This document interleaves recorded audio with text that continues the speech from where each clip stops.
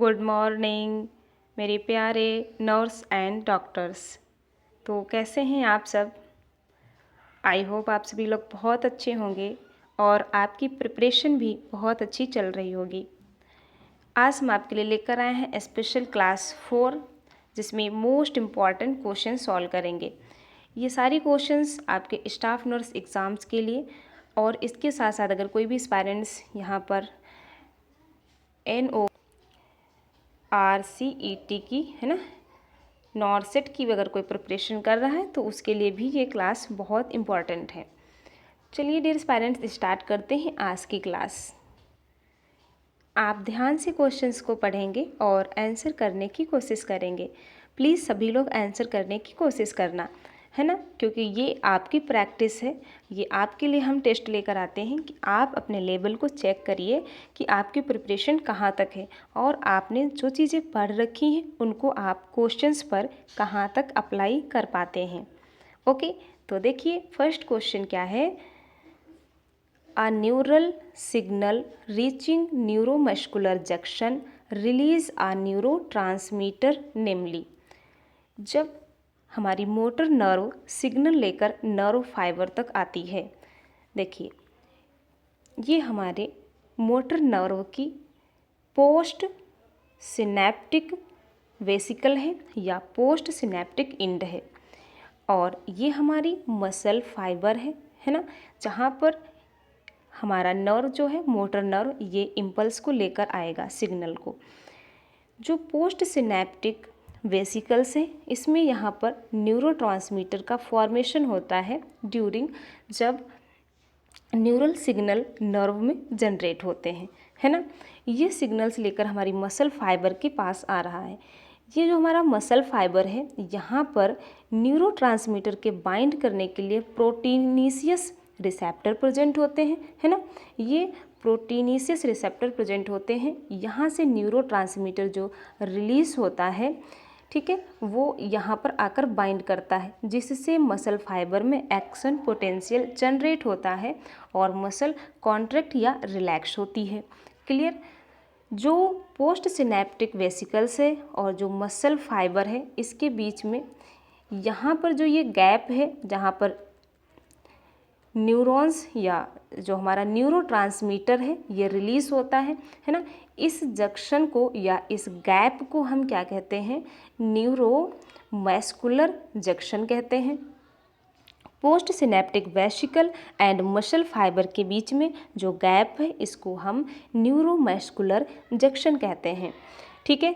तो यहाँ पर इस प्रोसेस में कई तरीके के जो है न्यूरोट्रांसमीटर रिलीज होते हैं, लेकिन अगर स्पेशली हम मसल फाइबर की बात करें तो मसल फाइबर में mostly acetylcholine neurotransmitter release होता है, ठीक है। एसिटिलीन कोलिन न्यूरोट्रांसमीटर रिलीज होता है। तो आप यहाँ बताएंगे करेक्ट आंसर क्या होगा। डोपामाइन, ये भी आपका एक न्यूरोट्रांसमीटर है। इसके साथ साथ डोपामाइन हार्मोन भी है जो हमारी बॉडी की कई सारी एक्टिविटीज़ को कंट्रोल करता है। एसिटिल कोलिन जो हमारा करेक्ट आंसर हो जाएगा, है ना, ये भी एक क्या है, दैट इज़ न्यूरोट्रांसमीटर। गाबा और ग्लाइसिन ये भी हमारे न्यूरोट्रांसमीटर ही हैं।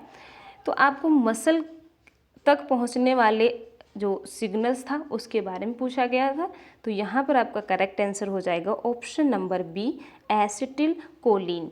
Acetyl Colin. नेक्स्ट क्वेश्चन देखेंगे। Which muscle having functionally multinucleated conditions. इनमें से कौन सी मसल फंक्शनली मल्टीन्यूक्लिएटेड है। अगर हम मसल की बात करें तो हमारे पास फंक्शन और स्ट्रक्चर्स की बेस पर 3 टाइप्स की मसल्स हैं। 3 टाइप की जो मसल्स हैं वो क्या हैं, skeletal muscle, smooth muscle and cardiac muscle. जो हमारी स्केलेटल मसल है ये सिलेंड्रिकल होती है एंड मल्टी न्यूक्लिएटेड होती है। इसके साथ साथ यहाँ पर alternate light and dark band present होते हैं। तो ये फंक्शनली कैसी होती है, दैट इज़ वॉलंटरी होती है ना, हमारे नियंत्रण में होती है, तो ये वॉलंटरी होती है। और अगर बात करें हम फंक्शनली, और क्या है ये, मल्टी न्यूक्लिएटेड है ना, मल्टी न्यूक्लिएटेड है। एंड स्ट्रिप्ड है, स्ट्रिप्ड मसल है, क्योंकि यहाँ पर बैंड प्रेजेंट है तो ये स्ट्रिप्ड मसल है, मल्टी न्यूक्लिएटेड है और सिलेंड्रिकल है। क्लियर? आप प्लीज़ सारे पॉइंट जरूर नोट करना, कहीं ना कहीं से क्वेश्चन इन तीनों मसल से पूछा जा सकता है। स्मूथ मसल की बात करें तो स्मूथ मसल जो है इसमें केवल एक न्यूक्लियस प्रेजेंट होता है, ये यूनी न्यूक्लिएटेड होती है, ये यूनी न्यूक्लिएटेड होती है। एंड यहाँ पर जो है अल्टरनेट बैंड नहीं प्रेजेंट होते हैं, तो ये अनस्ट्रिप्ड होती है, अनस्ट्रिप्ड। इसके साथ साथ इसीलिए हम इसको स्मूथ मसल कहते हैं। और जो ये है स्पिंडल शेप होती है, कैसी, स्पिंडल शेप। क्लियर? नाउ अब बात करते हैं हम कार्डियक मसल की। कार्डियक मसल भी यूनी न्यूक्लिएटेड होती है, केवल एक न्यूक्लियस प्रेजेंट होता है। And alternate light and dark band present होते हैं। इसके साथ साथ यहाँ पर एक कार्डियक डिस्क प्रेजेंट होती है ना, जहाँ पर ये ब्रांच्ड होती है।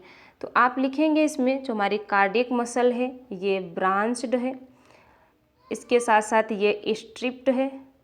फंक्शनली कैसी है ये, फंक्शन की बात करें तो ये इनवॉलेंट्री है ना, फंक्शनली कैसी है, इनवॉलेंट्री है। ब्रांच्ड है, स्ट्रिप्ड है, यूनी न्यूक्लिएटेड है। क्लियर? और सिलेंड्रिकल मसल की तरह ही होती है जो स्केलेटल मसल है।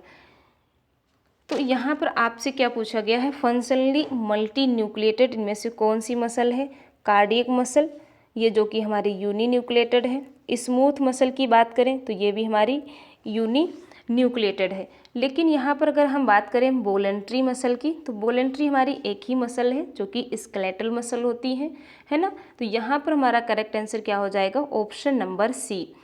वॉलेंट्री मसल कौन है, दैट इज स्केलेटल मसल, जो कि फंक्शनली है। चलिए नेक्स्ट क्वेश्चन देखते हैं।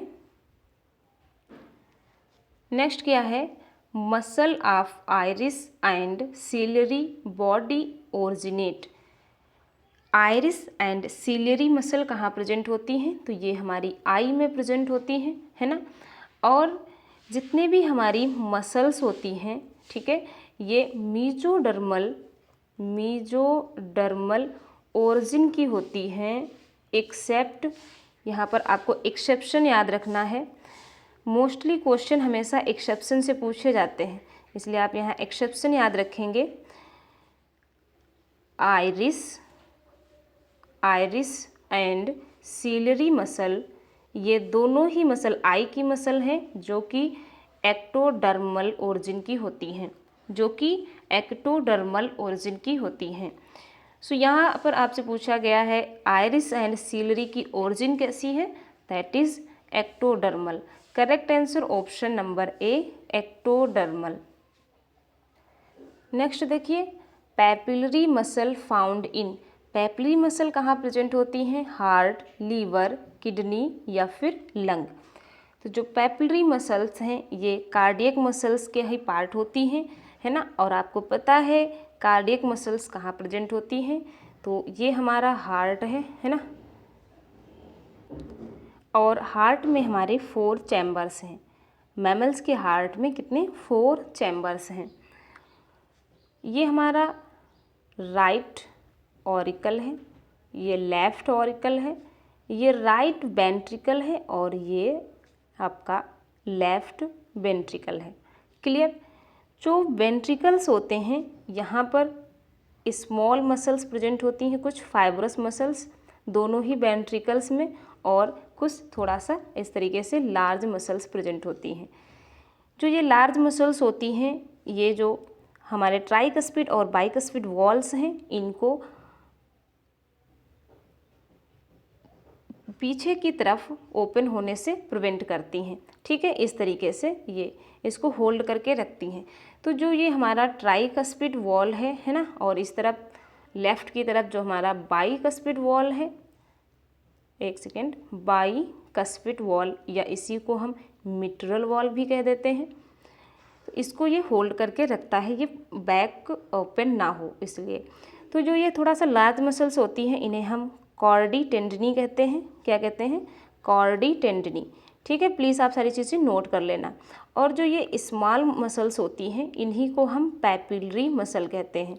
क्या कहते हैं? पैपिलरी मसल, जो कि हार्ट में जो एक्शन पोटेंशियल जनरेट होता है उसके लिए ये रिस्पॉन्सिबल होती हैं। तो ये जो पैपिलरी मसल्स हैं वो कहाँ प्रेजेंट हैं? हमारे हार्ट के वेंट्रिकल्स में प्रेजेंट होती हैं। ठीक है, बोथ वेंट्रिकल्स में, हमारे हार्ट के दोनों वेंट्रिकल्स में प्रेजेंट होती हैं। सो यहाँ पर आपका करेक्ट आंसर हो जाएगा option number A, heart. Next question देखिए, लार्जेस्ट मसल इज, सबसे लार्जेस्ट मसल क्या है हमारी बॉडी की? That is gluteus maximus, sartorius, stapedius या बाइसेप्स मसल। तो हम सभी जानते हैं हमारी बॉडी की जो सबसे लार्जेस्ट मसल है that is gluteus maximum muscles, है ना, जो कि हमारे बटक की मसल्स है। और अगर आपसे स्मॉलेस्ट मसल की बात करें तो स्मॉलेस्ट मसल हमारी क्या है? That is stapedius. अगर बॉडी में सबसे लार्जेस्ट बोन की बात करें तो सबसे लार्जेस्ट बोन हमारी फीमर बोन है ना, हमारे लेग की फीमर बोन है।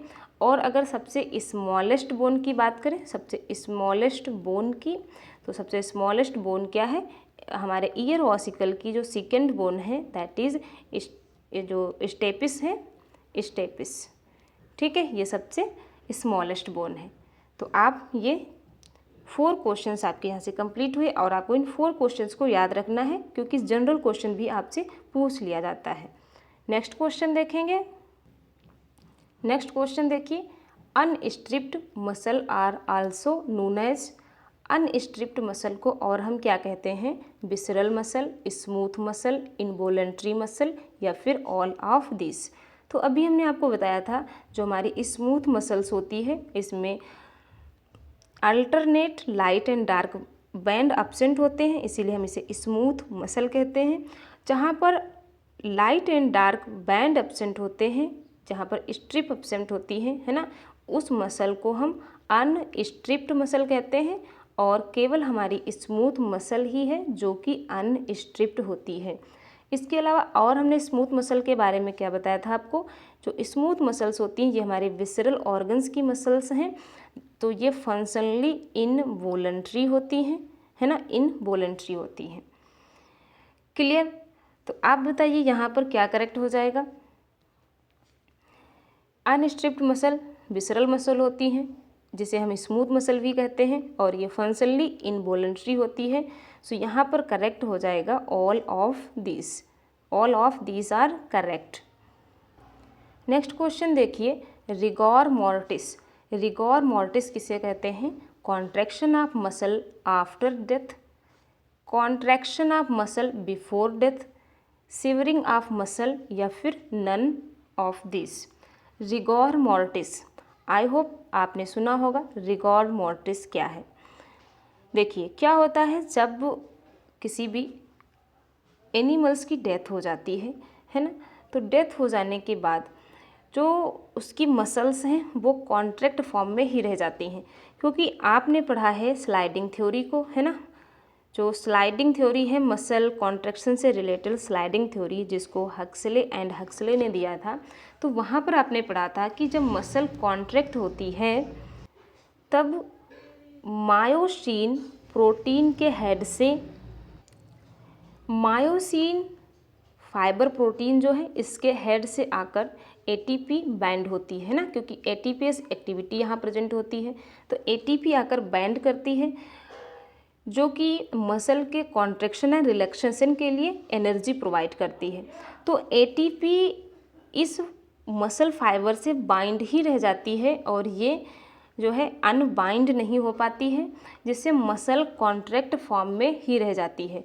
और जब मसल्स कॉन्ट्रैक्ट फॉर्म में रह जाती हैं तो बॉडी की जो मसल्स हैं वो स्टिफ हो जाती हैं। ठीक है, तो आपने देखा होगा कि डेथ के बाद जो पर्सन होता है उसकी बॉडी बहुत ज़्यादा अकड़ जाती है, स्टिफ हो जाती है, तो इसी को हम लोग रिगोर मोर्टिस कहते हैं। अब आप बताइए यहाँ क्या करेक्ट होगा, contraction of muscle after death या फिर contraction of muscle before death. So यहाँ पर करेक्ट आंसर हो जाएगा ऑप्शन नंबर ए, है ना, contraction of muscle after death. Death के बाद उसकी मसल कॉन्ट्रैक्ट फॉर्म में ही रह जाती हैं। चलिए नेक्स्ट देखते हैं। नेक्स्ट क्वेश्चन देखेंगे, foramen of magnum is present in. Foramen of magnum कहाँ प्रेजेंट होता है?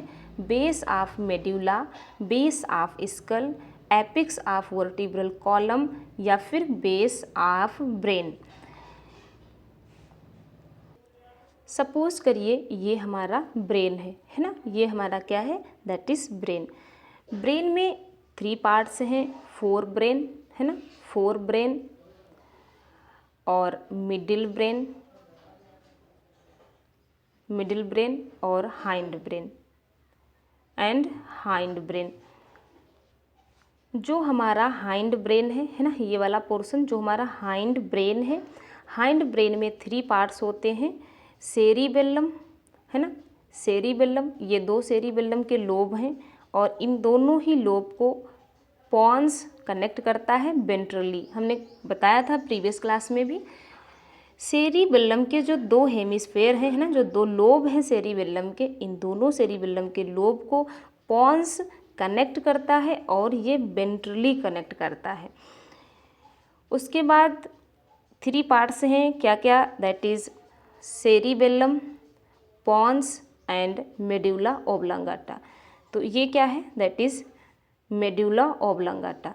ठीक है, मेड्यूला ओब्लांगाटा जो है यहीं पर एक फोरामेन प्रेजेंट होता है। ठीक है, एक फोरामेन प्रेजेंट होता है इस तरीके से, और इसी फोरामेन से, जो फोरामेन है, इसी फोरामेन से ये जो मेड्यूला ओब्लांगाटा है, ठीक है, इसी फोरामेन से ये मेड्यूला ओब्लांगाटा यहाँ से पास होता है। प्लीज़ बी अटेंटिव, सुनिए, ध्यान से समझेंगे। हाइंड ब्रेन में 3 पार्ट्स हैं, cerebellum, pons and medulla oblongata. जो हमारा ये स्कल है, स्कल के बेस में यहाँ पर एक फोरामेन प्रेजेंट है, जिससे हमारे जो ब्रेन का हमारे ब्रेन का जो मेड्यूला ओब्लांगाटा है ये पास होता है और यही आगे पास होकर, ठीक है, यही आगे पास होकर क्या बना लेता है? अब हम इसे स्पाइनल कॉर्ड कहने लगते हैं। Spinal cord. तो स्पाइनल कॉर्ड कुछ अलग से नहीं है। जो मेड्यूला ओब्लांगाटा है, जब ये फोरामेन से पास आउट हो जाता है तब इसी को हम स्पाइनल कॉर्ड कहने लगते हैं। स्पाइनल कॉर्ड से हमारी नर्व कॉर्ड पास होती है ना। तो ये जो फोरामेन है इसको क्या कहते हैं? That is foramen of magnum. इसी को हम फोरामेन ऑफ मैग्नम कहते हैं, जो कि कहाँ प्रेजेंट है? हमारे स्कल के बेस पर प्रेजेंट होता है ना। ये हमारा स्कल के बेस पर यहाँ प्रेजेंट होता है। तो अब आपसे क्वेश्चन में देखिए क्या पूछा गया है, foramen of magnum is present in base of brain या फिर बेस ऑफ स्कल। बताइए आप क्या करेक्ट करेंगे? सो डियर पेरेंट्स, यहाँ पर आपका करेक्ट आंसर हो जाएगा option number B, base of skull, है ना, स्कल के बेस पर प्रेजेंट होता है।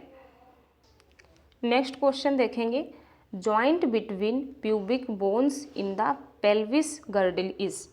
पेल्विस गर्डल्स में प्यूबिक बोन किससे जॉइंट होती है, उस जॉइंट को हम क्या कहते हैं?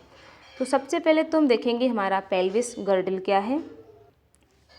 अगर हम बात करें गर्डल की तो हमारे पास 2 गर्डल होते हैं, pectoral girdle and pelvic girdle. Pectoral girdle में हमारा स्केपुला आ जाता है। स्केपुला बहुत इम्पॉर्टेंट है, यहाँ से कई सारे क्वेश्चंस आपसे पूछे जाते हैं। स्केपुला आ जाता है और इसके साथ साथ आपका क्लेविकल बोन आ जाती है, जिसे हम कॉलर बोन या ब्यूटी बोन भी कहते हैं। स्केपुला 2 इन नंबर्स होते हैं और क्लेविकल भी 2 इन नंबर्स होती है। इसके बाद बात करें हम पेल्विक गर्डल की, तो पेल्विक गर्डल में 2 हमारी कॉक्सल बोन आती हैं, 2 हमारी कॉक्सल बोन आ जाती हैं और ईच कॉक्सल बोन, है ना, ईच कॉक्सल बोन इलियम, ईस्टियम और प्यूबिक बोन के जॉइंट से बनी होती हैं या इलियम, ईस्टियम और प्यूबिक बोन के फ्यूजन से बनी होती हैं। तो एक बार हम कॉक्सल बोन बनाएंगे। देखिए ये हमारी 2 कॉक्सल बोन हैं जो कि इलियम, ईस्टियम और प्यूबिक बोन के फ्यूजन से बनी है। ये एक आपकी कॉक्सल बोन है, ठीक है, और ये एक आपकी कॉक्सल बोन है। अब दोनों ही हमारी कॉक्सल बोन एक एक कार्टिलेजिनस, ठीक है, एक कार्टिलेजिनस जॉइंट से फ्यूज होती हैं और ये वेंट्रली जॉइंट होती हैं। ये बात भी आप याद रखना, ये हमारी बैक फीट की तरफ जॉइंट नहीं होता है, ये हमारे फ्रंटल वेंट्रल साइड की तरफ जॉइंट होता है। तो हम इस जॉइंट को क्या कहते हैं? That is pubic symphysis.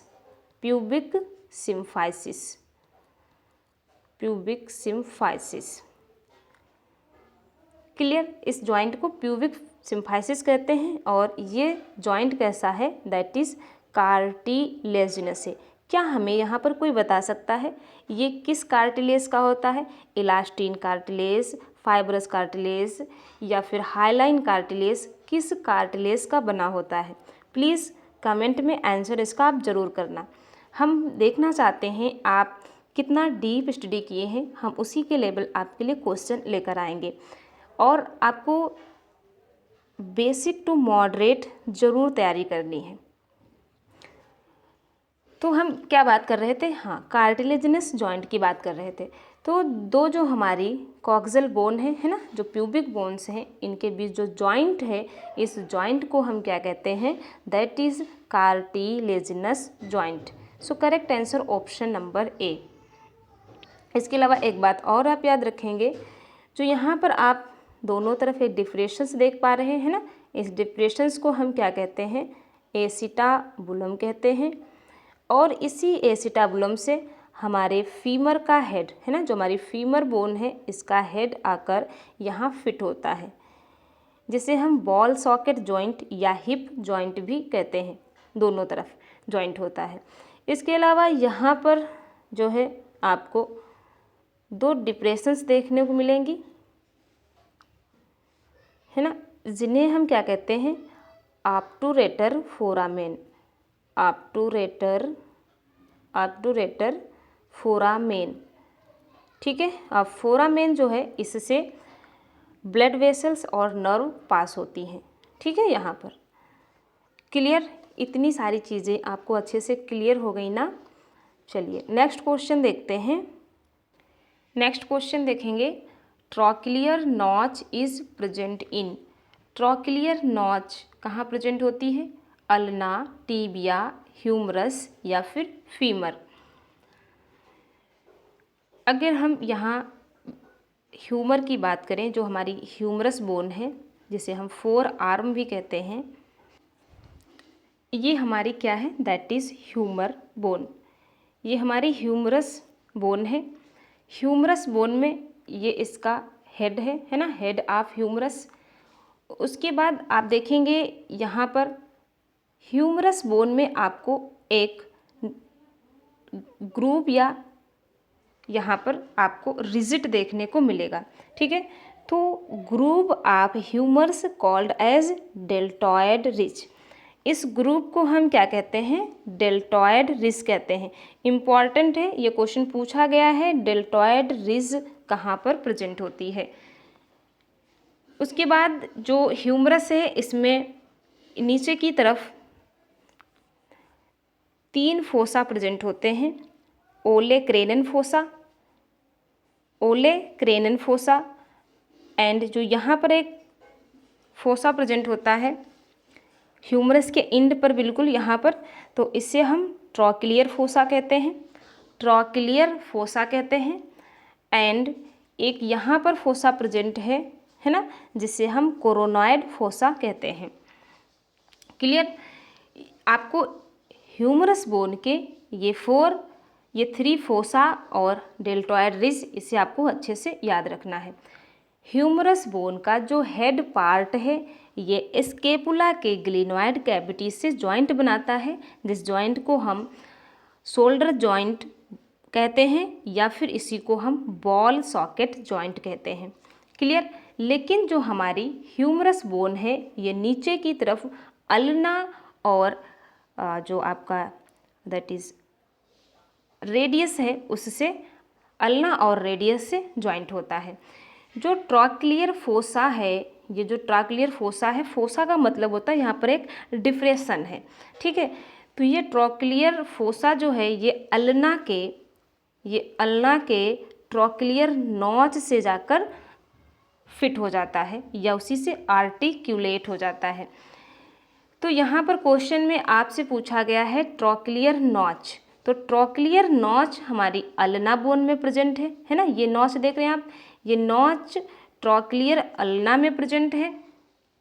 And अगर आपसे यहाँ पर पूछा जाता ट्रॉक्लियर फोसा, तो ट्रॉक्लियर फोसा आपका ह्यूमरस बोन में प्रेजेंट है, ठीक है। ट्रॉक्लियर फोसा कहाँ प्रेजेंट है, ये है ना, ये वाला, ये जो डिप्रेशन है इसे हम ट्रॉक्लियर फोसा कहते हैं। क्लियर। तो आप बताइए यहाँ पर आपका करेक्ट आंसर क्या हो जाएगा, that is option number A ulna. Next question देखेंगे, is coxal bone is formed by fusion of 3 bone. तो अभी हमने बताया था कि जो हमारी कॉक्सल बोन है उसमें से each coxal bone ilium, ischium और प्यूबिस बोन के फ्यूजन से बनी होती है। So correct answer option number A. Next question देखेंगे, यहाँ पर कुछ टाइप ऑफ जॉइंट्स दिए गए हैं जिनको आपको इनके एग्जाम्पल से जॉइंट करना है, मैच करना है, ठीक है। यहाँ पर कुछ जॉइंट हैं और उनके एग्जाम्पल से जिन्हें आपको मैच करना है। तो देखिए, कार्टिलेजिनस जॉइंट कहाँ प्रेजेंट होता है, पाइवट जॉइंट, हिंज जॉइंट और gliding joint. Very very important, joint से क्वेश्चन पूछे जाते हैं। कार्टिलेजिनस जॉइंट एक तो अभी हमने आपको बताया ये प्रेजेंट होता है, that is ilium and ischium bone के बीच में, है ना। इलियम और इस्टियम बोन के बीच में आपका कार्टिलेजिनस जॉइंट प्रेजेंट होता है। पाइवट जॉइंट की बात करें तो पाइवट जॉइंट हमारा जो between 3rd and 4th cervical vertebrae, यहाँ पर मिस्टेक है, प्लीज़ करेक्ट। यहाँ पर सर्विकल जो वर्टिब्री हैं, हमने आपको बताया था पाइवट जॉइंट कहाँ प्रेजेंट होता है। देखिए एक बार समझेंगे इसको, जो हमारी फर्स्ट सर्विकल वर्टिब्री होती है जिसे हम एटलस कहते हैं, ठीक है, एटलस कहते हैं। तो इस तरीके से कुछ आपकी एटलस वर्टिब्री होती है, ठीक है। और आपकी जो सेकेंड सर्विकल वर्टिब्री है जिसे हम एक्सिस कहते हैं, एक्सिस, तो यहीं पर एक्सिस वर्टिब्री आकर अटैच होती है। तो इसी जॉइंट को हम पाइवट जॉइंट कहते हैं। तो यहाँ पर आपका होना चाहिए था first and second cervical vertebrae के बीच में आपका पाइवट जॉइंट प्रेजेंट होता है। प्लीज़ आप इसे करेक्ट कर लीजिए। फर्स्ट, सेकेंड और थर्ड की बात करें हिंज जॉइंट, तो हिंज जॉइंट आपका कहाँ प्रेजेंट होता है, between humerus and pectoral girdle. अच्छा, क्वेश्चन एक बार क्वेश्चन पढ़ेंगे, क्या क्वेश्चन पूछ रहा है, select the correct match of the type of the joint with the example in human skeleton system. अच्छा, यहाँ पर आपसे करेक्ट मैच पूछा गया है, करेक्ट मैच पूछा गया है, ठीक है। यहाँ पर आपको मैच नहीं करना है, ऑलरेडी मैच किए हुए हैं जिसमें से आपको करेक्ट बताना है। Hinge joint between humerus and pectoral girdle नहीं। ग्लाइडिंग की बात करें बिटवीन कार्पल्स एंड मेटाकार्पल्स, तो यहाँ पर आपका यही एक ऑप्शन करेक्ट है, ऑप्शन नंबर 4, ठीक है। जो ग्लाइडिंग जॉइंट होता है वो हमारे कार्पल्स और मेटाकार्पल्स यानी कि जो हमारा थंब है ना, फर्स्ट मेटाकार्पल्स और कार्पल्स के बीच में जो जॉइंट होता है उसको हम ग्लाइडिंग जॉइंट कहते हैं। और जो भी यहाँ दिए गए हैं जॉइंट ये आपके इनकरेक्ट मैच हैं, ठीक है। इलियम एंड इस्टियम नहीं होता है, यहाँ पर आपका इस्टियम एंड प्यूबिक होना चाहिए था। यहाँ हमने अभी आपको बताया थर्ड नहीं, फर्स्ट और सेकेंड के बीच होता है। और अगर हिंज जॉइंट की बात करें तो ये हमारे पेक्टोरल या पेल्विक गर्डिल में नहीं होता है, ये कहाँ होता है हिंज जॉइंट, हमारी नी में और एल्बो, ठीक है। नी और एल्बो के जो जॉइंट हैं ये हिंज जॉइंट होते हैं। सो यहाँ पर आपका करेक्ट आंसर क्या हो गया? Option number 4। नेक्स्ट क्वेश्चन देखेंगे, which one is a flat bone? इनमें से कौन सी एक फ्लैट बोन है? स्केपुला, कार्पल, पटेला या फिर टार्सल्स।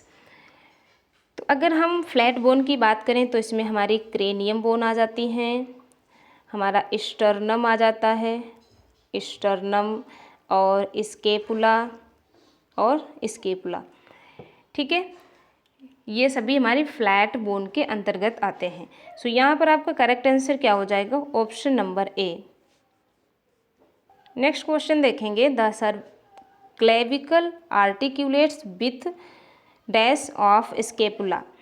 जो क्लेविकल बोन है ये स्केपुला के किस पार्ट से जॉइंट होती है? Acromion process, glenoid cavity, acetabulum cavity, ball and socket joint. तो अगर हम यहाँ पर एक स्केपुला की बात करें तो देखिए ये स्केपुला है जो कि एक फ्लैट बोन है। यहाँ पर ये आपका कोरोक्वाइड प्रोसेस प्रेजेंट होता है, कोरोक्वाइड प्रोसेस। ये आपका एक्रोमियन प्रोसेस प्रेजेंट होता है, ये आपकी ग्लिनॉइड कैविटी प्रेजेंट है ना, ग्लिनॉइड कैविटी। और यहाँ पर स्पाइनल प्रोसेस प्रेजेंट होते हैं जो कि मसल से अटैच करता है, ठीक है। ग्लिनॉइड कैविटी में हमारे ह्यूमरस बोन का हेड आकर फिट होता है। जो ये वाला पार्ट है एक्रोमियन प्रोसेस, इसी एक्रोमियन प्रोसेस से जो हमारी क्लेविकल बोन है जो कि रफली एस शेप्ड होती है, इसका एक्रोमियन इंड जो डॉर्सली आकर यहाँ पर स्केपुला के एक्रोमियन प्रोसेस से अटैच होता है। और क्लेविकल का जो दूसरा इंड है ये वाला, ये हमारी जो स्टर्नम बोन है, ठीक है, जो इस तरीके से हमारी स्टर्नम बोन होती है उससे आकर अटैच होता है। क्लियर? तो यहाँ पर आपसे क्या पूछा गया है? The clavicle articulates with acromion process of scapula. So correct answer option number A. Okay, next देखेंगे, this facial bone is unpaired. आपको पता है इस हमारी फेशियल बोन कितनी होती हैं? 14। उनमें से आपको बताना है इनमें से कौन सी अनपेयर्ड है, यानी कि सिंगल प्रेजेंट होती है। Lacrimal, bomber, nasal, palatine. आपको 14 फेस की बोन याद है ना? ठीक है, तो लैक्रिमल कितनी होती हैं? 2 होती हैं, है ना, ईच, हाँ, जो हमारा आई कैविटी है उसमें प्रेजेंट होती हैं। बोमर की बात करें तो ये 1 प्रेजेंट होती है। नेजल ये भी हमारी 2 हैं और पैलेंटाइन भी हमारे पास 2 होते हैं। तो यहाँ पर आपसे अनपेयर्ड पूछा है, so correct answer option number B. चलिए नेक्स्ट क्वेश्चन क्या है? Phalangeal formula for human 4 limb. 4 limb की बात हो रही है ना, तो आपके हैंड में फैलेंजियल बोन कितनी प्रेजेंट होती हैं? तो हमारे पास जो 4 बोन्स हैं, जो हमारे पास 4 फिंगर्स हैं, है ना, 4 फिंगर्स और प्लस बात करें थंब की, तो इन 4 फिंगर्स में 3 प्रेजेंट होती हैं। और जो हमारा ये थंब है ना, थंब में 2 फैलेंजियस बोन प्रेजेंट होती हैं। तो आपका फार्मूला क्या हो जाएगा? 3 3 3 एंड 2। ये आपका 2 केवल प्रेजेंट होती है ना, इस तरीके से 2, और ये 3 3 होती हैं। सो यहाँ पर आपका करेक्ट आंसर क्या हो जाएगा? देखिए ध्यान से देखेंगे, 3 3 2, 3 बीच में आपका 2 आया, ये क्या करेक्ट है? Option number D is correct. Next question देखेंगे, coracoid is part of 4 limb, skull, scapula या फिर पेल्विक गर्डल। तो अभी हमने आपको बताया था ये क्या प्रेजेंट था, दैट इज हमारा स्केपुला था।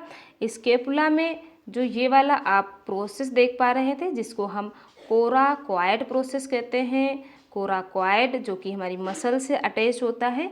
तो कोराकोइड कहाँ प्रेजेंट है? स्केपुला में। So correct answer option number C. Next question देखेंगे, which one of the following is correctly matched. यहाँ पर आपको करेक्ट मैच चूज करना है। Hinge joint, gliding joint, fibrous joint and cartilaginous joint. So correct क्या होगा? देखिए हिंज जॉइंट किसके बीच प्रेजेंट होता है? हिंज जॉइंट बिटवीन वर्टिब्री नहीं। हिंज जॉइंट अभी हमने आपको बताया हमारी एल्बो और नी, है ना, और ये जो हमारी फैलेंजस बोन होती है ना। हिंज का मतलब जो एक तरफ को ओपन हो, है ना, एक तरफ को ओपन हो और दूसरी तरफ ओपन ना हो। जैसे हमारे डोर में जो हिंज लगा होता है, डोर है ना, तो उसको हम एक तरफ ओपन कर पाते हैं। तो यहाँ पे वर्टिब्री में तो नहीं होगा।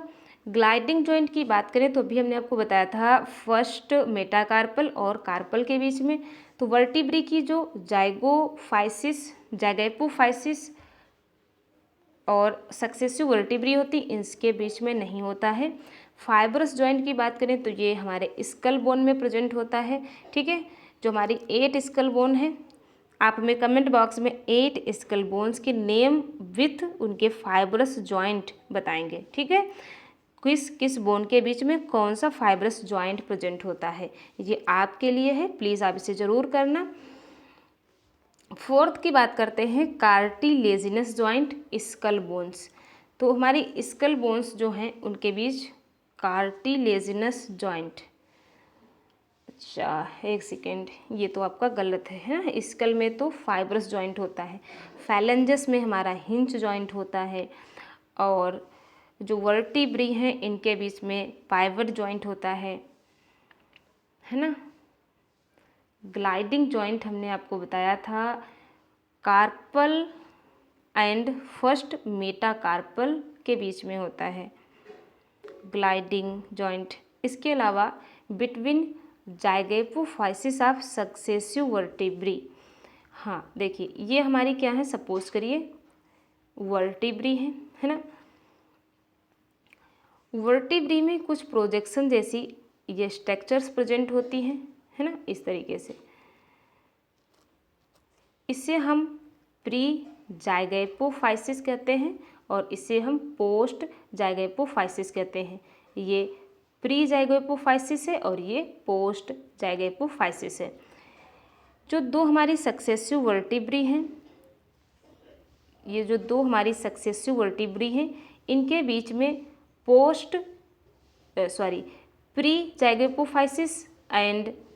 प्री जाइगोपोफाइसिस एंड पोस्ट जाइगोपोफाइसिस के बीच में जो यहाँ पर जॉइंट बनता है, इसी को हम ग्लाइडिंग जॉइंट कहते हैं। ठीक है, इसी को हम ग्लाइडिंग जॉइंट कहते हैं। यहाँ पर आपका करेक्ट आंसर हो जाएगा option number B. Please literally हमने ध्यान नहीं दिया था, यहाँ पर आपका बी करेक्ट हो जाएगा और सभी ऑप्शन आपके इनकरेक्ट दिए गए हैं। नेक्स्ट देखिए, lack of relaxation between successive stimuli in sustained muscle contraction known as. Lack of relaxation between successive stimuli, है ना, सक्सेसिव स्टिमुलाई के बीच में जो रिलैक्सेशन है वो क्या हो रहा है, उसका लैक है, यानी कम रिलैक्सेशन हो रहा है। Sustained muscle contraction is known as, बताइए इसे क्या कहेंगे, स्पाम्स कहेंगे, फटीक, टिटेनस या फिर टोन्स। अगर मसल्स को लगातार स्टिमुलस मिल रहा है ना, लगातार उसे क्या मिल रहा है, स्टिमुलस मिल रहा है, तो मसल कॉन्ट्रैक्ट स्टेज में ही रह जाती है ना, क्या है, मसल कॉन्ट्रैक्ट स्टेज में है और वो रिलैक्स नहीं हो पा रही है, लैक ऑफ रिलैक्सेशन, वो मसल रिलैक्स नहीं हो पा रही है। तो इस मसल फाइबर के इस कंडीशन को हम क्या कहेंगे, दैट इज टिटेनस। क्या कहते हैं, tetanus. Option number C is correct. Next question देखेंगे, muscles contains are red coloured oxygen storing pigment called. Muscle fibre में, है ना, रेड कलर के पिगमेंट को जो कंटेन करता है उसे हम क्या कहते हैं, हीमोग्लोबिन, सार्कोसोम, मायोग्लोबिन, हीम इरथ्रिन्स। अगर हम बात करें हीमोग्लोबिन की तो ये हमारे ब्लड का पिगमेंट है ना, हीमोग्लोबिन हमारे ब्लड का पिगमेंट है। सार्कोसोम जो मसल की माइटोकॉन्ड्रिया है, ध्यान से समझेंगे, मसल की माइटोकॉन्ड्रिया को हम सार्कोसोम कहते हैं। सार्कोसोम टर्म किसने दिया था, कोलिकर ने दिया था, क्योंकि कोलिकर ने सबसे फर्स्ट टाइम इंसेक्ट की थाई से माइटोकॉन्ड्रिया को सेपरेट किया था, जिसको उन्होंने सार्कोसोम टर्म दिया था, है ना। उसके बाद मायोग्लोबिन की बात करें तो मायोग्लोबिन ही मसल फाइबर का या मसल्स का पिगमेंट है जो कि ऑक्सीजन को स्टोर करता है। क्लियर। सो करेक्ट आंसर यहाँ क्या हो गया, ऑप्शन नंबर सी। चलिए नेक्स्ट देखते हैं। Next question, which of these is an auto immune disorder. इसमें से कौन सा ऑटो इम्यून डिसऑर्डर है, एर्थराइटिस, ऑस्टियोपोरोसिस, गॉट या फिर गाउट या फिर माइस्थेनिया ग्रेविस, बताइए, या फिर माइस्थेनिया ग्रेविस। तो यहाँ पर ऑटो इम्यून डिसऑर्डर क्या है, that is option number D, myasthenia gravis, जो कि एक न्यूरोमस्कुलर डिसऑर्डर है ना, जो कि एक न्यूरोमस्कुलर जंक्शन का डिसऑर्डर है। माइस्थेनिया ग्रेविस ये एक ऑटो इम्यून डिसऑर्डर है। एर्थराइटिस की बात करें तो ये बोन का इन्फ्लामेशन है ना, बोन से रिलेटेड है एर्थराइटिस। ऑस्टियोपोरोसिस में भी बोन की जो बोन्स हैं इसमें और मसल मास से जो ये सक्सेसिव डिजनरेट होने लगता है, ये आपका एज से रिलेटेड है ना, जैसे जैसे ओल्डर होते हैं उनमें ऑस्टियोपोरोसिस कॉमनली देखने को मिलता है। और अगर हम गाउट की बात करें तो इसमें गाउट में देखिए क्या होता है, जो ये हमारी बोन्स हैं है ना, बोन्स के बीच में साइनोवियल फ्लूइड प्रेजेंट है और ये मेम्ब्रेन प्रेजेंट है। यहाँ पर यूरिक एसिड का डिपोजिशन होने लगता है, ठीक है, जिससे पेन यहाँ होता है, काफ़ी इन्फ्लामेशन हो जाता है, तो इसे हम गाउट कहते हैं। सो यहाँ पर आपका करेक्ट आंसर क्या हो गया, option number D, myasthenia gravis. चलिए नेक्स्ट देखिए, which of these is a genetic disorder. अब आपको यहाँ पर जेनेटिक डिसऑर्डर बताना है, gout, myasthenia gravis, muscular dystrophy या फिर टिटेनी, बताइए। यहाँ पर आपका करेक्ट आंसर क्या होगा, muscular dystrophy. Muscular dystrophy is a genetic disorder, है ना, ये एक जेनेटिक डिसऑर्डर है। और ये इसमें क्या होता है, जो हमारी स्केलेटल मसल्स होती हैं, ठीक है, जो स्केलेटल मसल्स होती हैं इनका प्रोग्रेसिव डिजनरेशन होने लगता है। So correct answer option number C. Next देखिए, decreased levels of oestrogen cause osteoporosis, true और फॉल्स। अगर एस्ट्रोजन हार्मोन का लेवल डिक्रीज होने लगे, है ना, इसका लेवल अगर डिक्रीज होने लगे तो ऑस्टियोपोरोसिस हो जाती है ना। Osteoporosis is a disorder of the skeletal muscle as well as skeletal system, है ना, जो हमारा बोन से रिलेटेड है।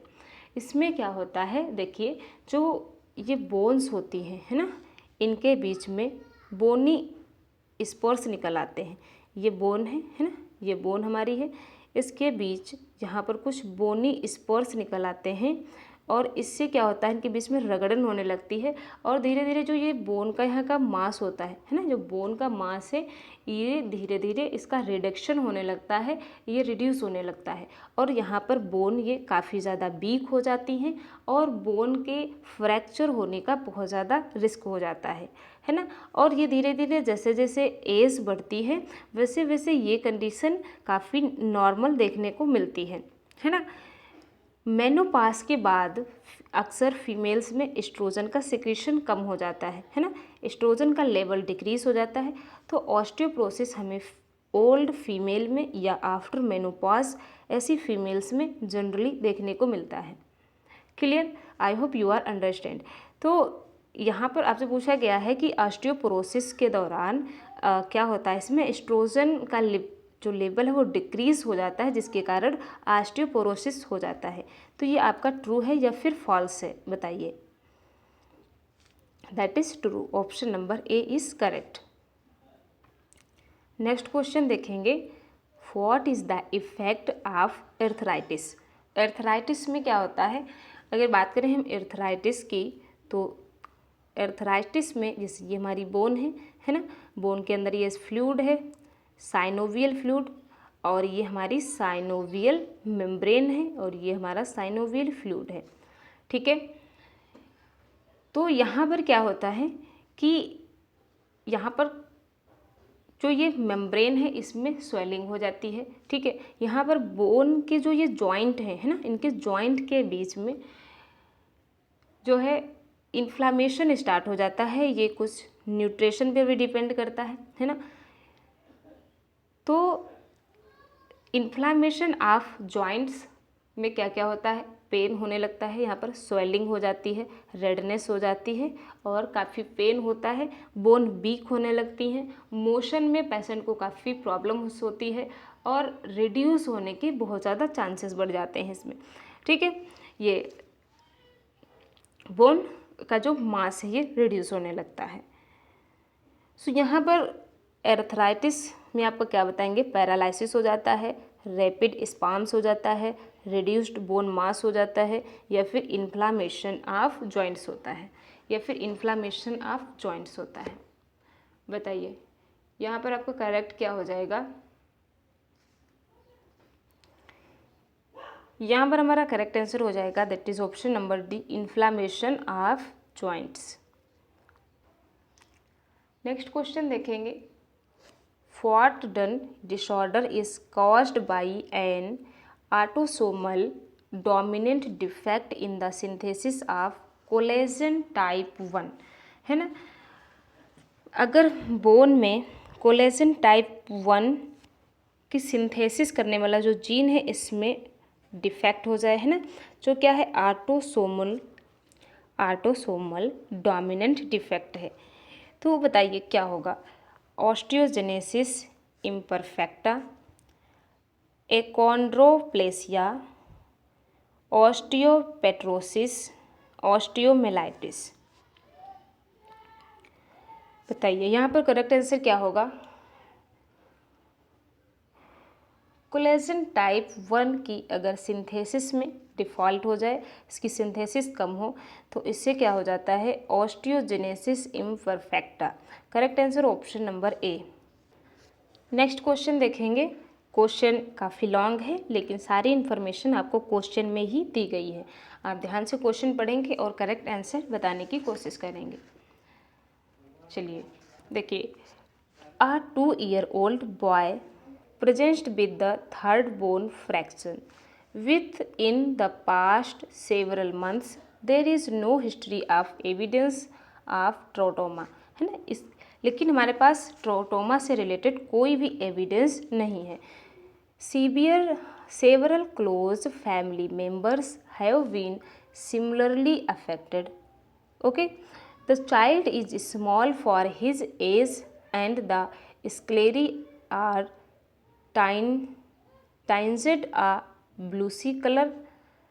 Radiographs reveal generalized osteopenia, क्या है, osteopenia and evidence of multiple fractures, both old and new. Which of the following is the usual mode of inheritance of this order, है ना।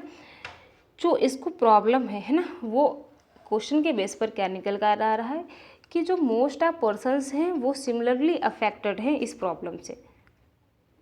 क्लियर, तो एक तरीके से हमें पता चला कि ये जो डिसऑर्डर है इसका मोड कैसा है, इनहेरिटेबल है।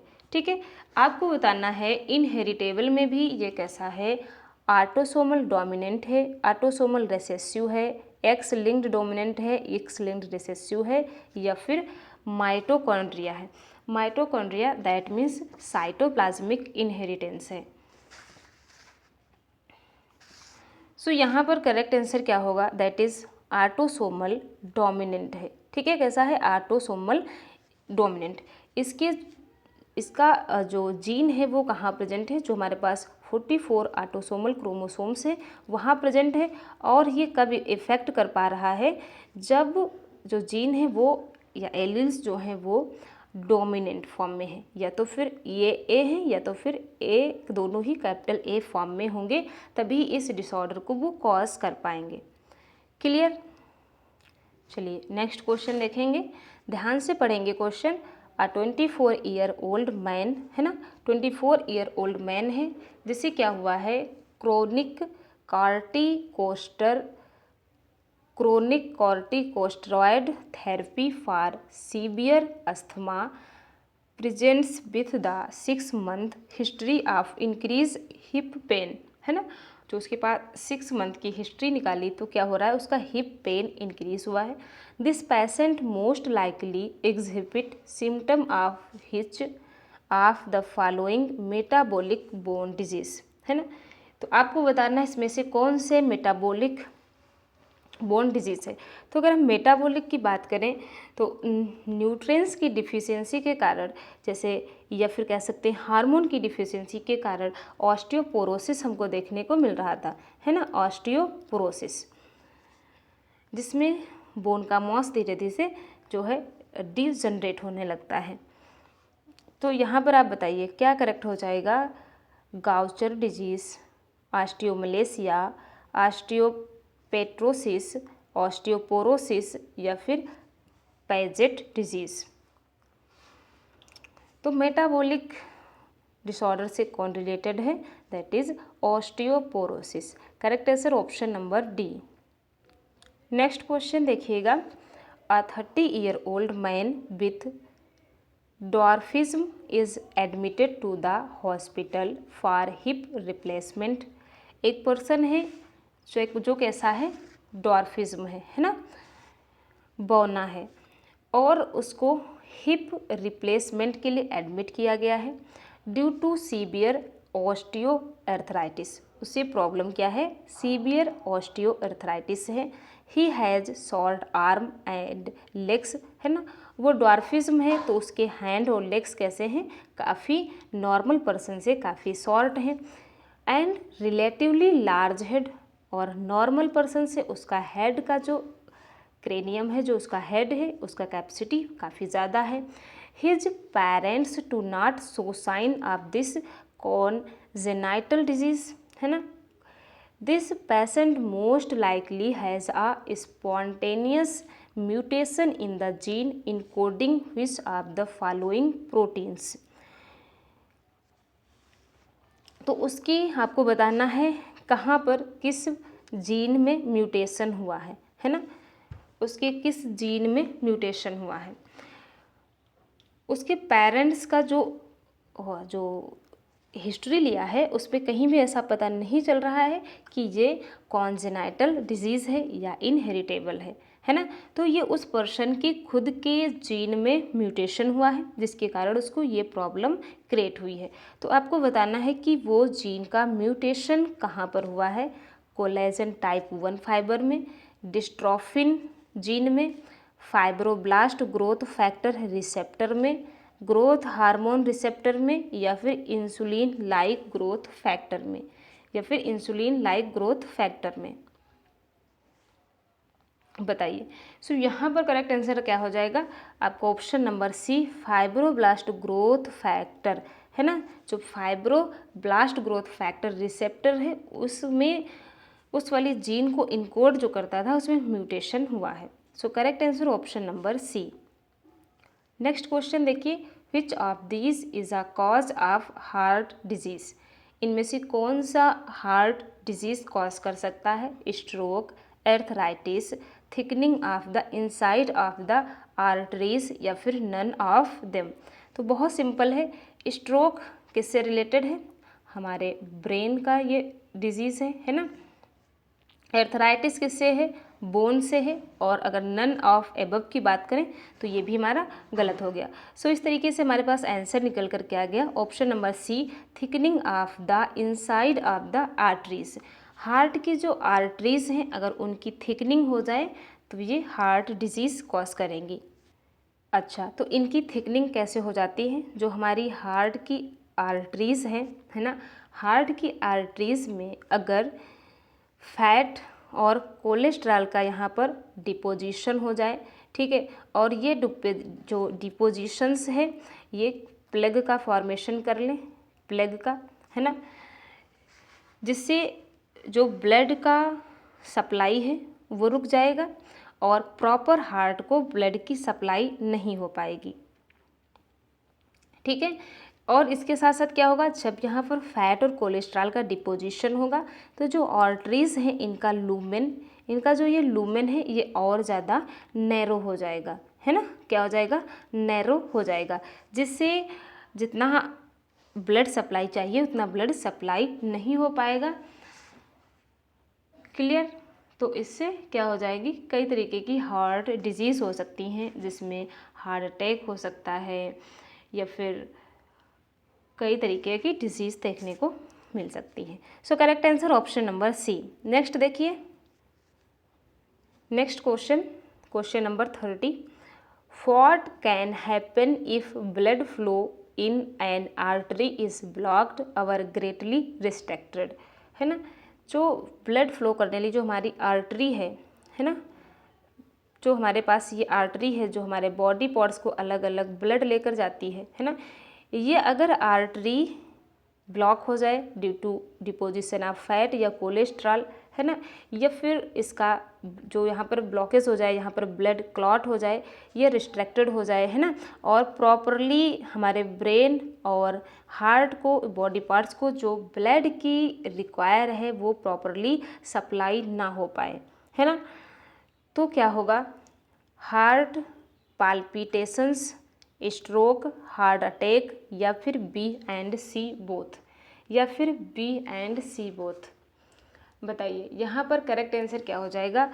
अगर हमारे हार्ट और ब्रेन को प्रॉपर ब्लड की सप्लाई ना हो पाए जितनी हमारे हार्ट और ब्रेन को रिक्वायर होती है, तो इससे हार्ट अटैक हो सकता है, हमारा ब्रेन और हार्ट परमानेंटली डैमेज हो सकता है। ठीक है, तो अगर हमारे ब्रेन को प्रॉपर ब्लड की सप्लाई नहीं हो पाती है तो इसे हम स्ट्रोक कह देते हैं, या फिर इसी को और क्या कहते हैं, सेरिब्रोवेसिकुलर एक्सीडेंट, सेरिब्रोवेसिकुलर, इम्पॉर्टेंट है क्वेश्चन, पूछा जा सकता है। ठीक है, सेरिब्रोवेसिकुलर एक्सीडेंट। ठीक है, और अगर हम बात करें हार्ट के केस में, अगर हमारे हार्ट को प्रॉपर ब्लड की सप्लाई नहीं हो पा रही है तो क्या हो जाएगा, दैट इज एक्यूट मायोकार्डियक इन्फ्रैक्शन, है ना, जिसे हम हार्ट अटैक कह देते हैं। तो क्या हो जाएगा, एक्यूट मायोकार्डियक इन्फ्रैक्शन। क्लियर। तो इस तरीके से यहाँ पर हमारा क्या करेक्ट हो जाएगा, that is option number B and C both are correct. Clear, option number D is clear. So dearest parents, आज की क्लास के ये हमारे मोस्ट इंपॉर्टेंट 30 क्वेश्चंस थे, जो सभी क्वेश्चंस आपके एग्ज़ाम ओरिएंटेड हैं। आप इन क्वेश्चंस को अच्छे से सॉल्व करें और हम आपको मिलते हैं नेक्स्ट क्लास में, और नेक्स्ट क्लास में हम लोग नेक्स्ट क्वेश्चंस लेकर आएंगे। अगर आप किसी टॉपिक में वीक हैं, है ना, कोई टॉपिक आपका बहुत अच्छे से कंप्लीट नहीं है, तो आप हमें कमेंट बॉक्स में बता सकते हैं, उस टॉपिक के हम ज़्यादा से ज़्यादा आपके लिए क्वेश्चंस लेकर आएंगे, जिससे आपकी प्रैक्टिस और बूस्ट होगी। इसके साथ साथ आप जीएस, जो आपका जनरल नॉलेज एवेरियंस है, और रीजनिंग है ना, रीजनिंग की बात करें, और नर्सिंग एप्टीट्यूड है, एटलीस्ट हम नर्सिंग एप्टीट्यूड के क्वेश्चन इंक्लूड कर लेते हैं। ठीक है, और आपका जो मेन सब्जेक्ट है उसके तो हम सारे क्वेश्चन करवा ही रहे हैं, और आपका हाँ जो लैंग्वेज है, हिंदी या फिर इंग्लिश, जिन लोगों ने इंग्लिश लैंग्वेज चूज़ किया है या फिर हिंदी, आपको इन तीनों टॉपिक पर भी अच्छे से फोकस करना है। ठीक है, कभी भी एक सब्जेक्ट को अच्छे से पढ़ लेने से सिलेक्शन नहीं होता है। जितना भी आपका सिलेबस दिया गया है, जो भी सब्जेक्ट आपको पढ़ने हैं, सभी को आपको वेटेज देना है। ठीक है, सारी चीज़ें आपको बहुत अच्छे से तैयार करनी है। क्लियर। चलिए मिलते हैं नेक्स्ट क्लास में। Thank you so much everyone.